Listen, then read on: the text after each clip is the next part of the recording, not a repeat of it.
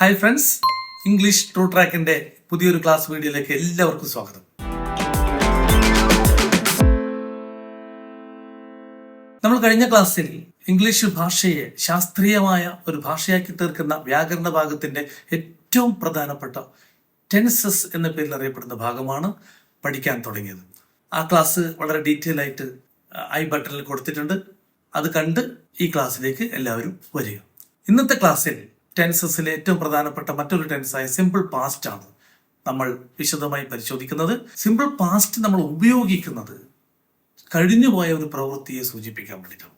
an action which was completed in the past. സ്വാഭാവികമായിട്ടും ഒരു definite point of time in the past ആ ടെൻസിൽ കടന്നു വരാറുണ്ട്. Ago, last, yesterday, any previous day like in 2020 തുടങ്ങിയവയൊക്കെ കടന്നു വരാറുണ്ട്. എളുപ്പം ആ ടെൻസിനെ തിരിച്ചറിയാൻ വേണ്ടിയിട്ടാണ് അത്തരം ടൈമിംഗ് വേർഡ്സ് കടന്നു വരുന്നത്. സിമ്പിൾ പാസ്റ്റിൽ ഒരു സെന്റൻസ് നാം ഉണ്ടാക്കുന്നത് എങ്ങനെയാണ്? I spoke Hindi A little yesterday. ഞാൻ ഇന്നലെ അല്പം ഹിന്ദി സംസാരിച്ചിരുന്നു. അപ്പൊ എന്തുകൊണ്ടാണ് അവിടെ സ്പോക്ക് എന്ന വാക്ക് വന്നത്? സ്പോക്ക് എന്ന വാക്ക് സ്പീക്ക് എന്നതിന്റെ പാസ്റ്റാണ്. അപ്പോൾ സാധാരണ നമ്മൾ പഠിച്ചു വരുന്ന രീതി റെഗുലേറ്റഡ് ലേണിംഗ് സിസ്റ്റത്തിലൂടെ സിമ്പിൾ പാസ്റ്റിനെ കാണുകയാണെങ്കിൽ ഇങ്ങനെ ഓർക്കുമോ നിങ്ങൾ? Name of the tense, simple past. Meaning and use of the tense, an action which was completed in the past. ഭൂതകാലത്ത് കഴിഞ്ഞുപോയ ഒരു പ്രവൃത്തിയെ കാണിക്കാൻ ഉപയോഗിക്കുന്നു. അതിലുപയോഗിക്കുന്ന verb form V2, the second form of the verb. Simple പാസ്റ്റിൽ ഉപയോഗിക്കുന്ന ടൈമിംഗ് വേർഡ്സ് അഥവാ adverbs yesterday, ago, last, any previous time like 2020 etc.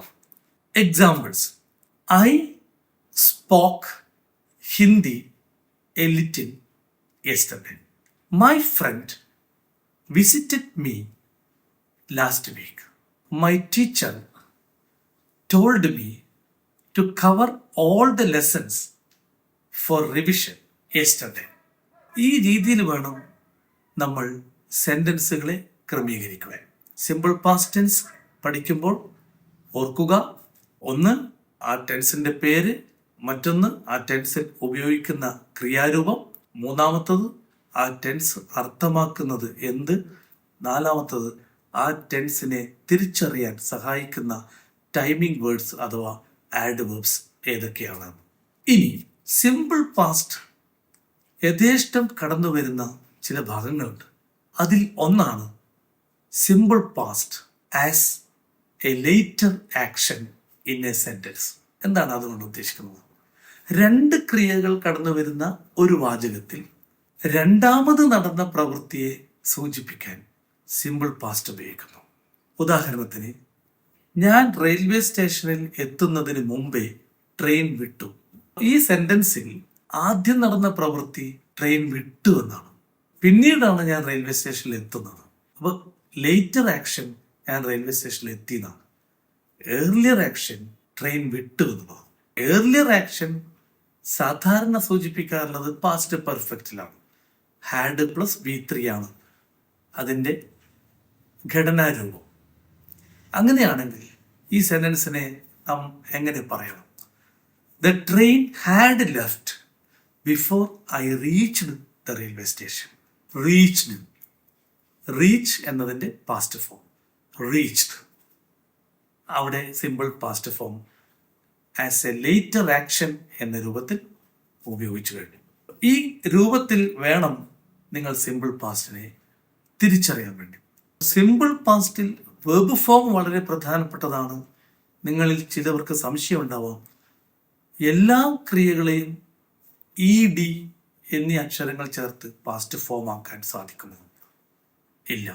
അവിടെയാണ് ക്രിയാരൂപങ്ങളെ റെഗുലർ വേർബ് എന്നും ഇറഗുലർ വേർബ് എന്നും ക്ലാസിഫൈ ചെയ്യുന്നത്. റെഗുലർ വേർബ് എന്ന് പറയുന്നത് ഒരു വേർബിനെ ED, T തുടങ്ങിയ അക്ഷരങ്ങൾ കൊണ്ട് സെക്കൻഡ് ഫോം അഥവാ പാസ്റ്റ് ഫോം ഉണ്ടാക്കാൻ സാധിക്കുന്നതാണ്. For example, study, studied, learn, learned.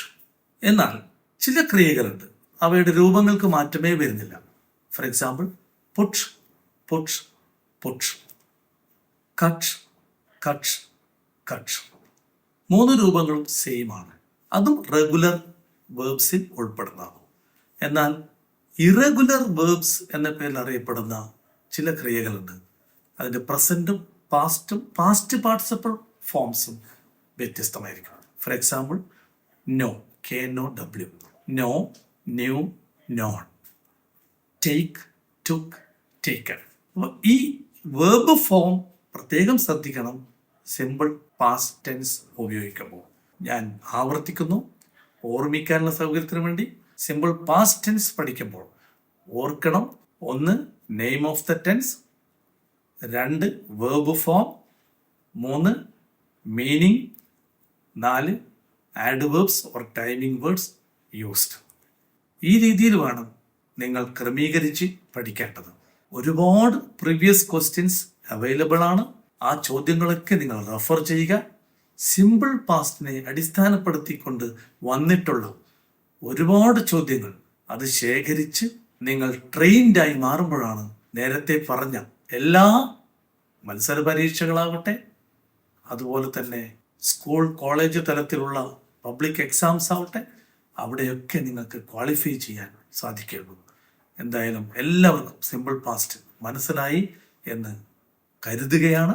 അടുത്ത ക്ലാസ് വീഡിയോ ടെൻസുകളെ കുറിച്ചുള്ള പഠനത്തിന്റെ തുടർച്ചയാണ്.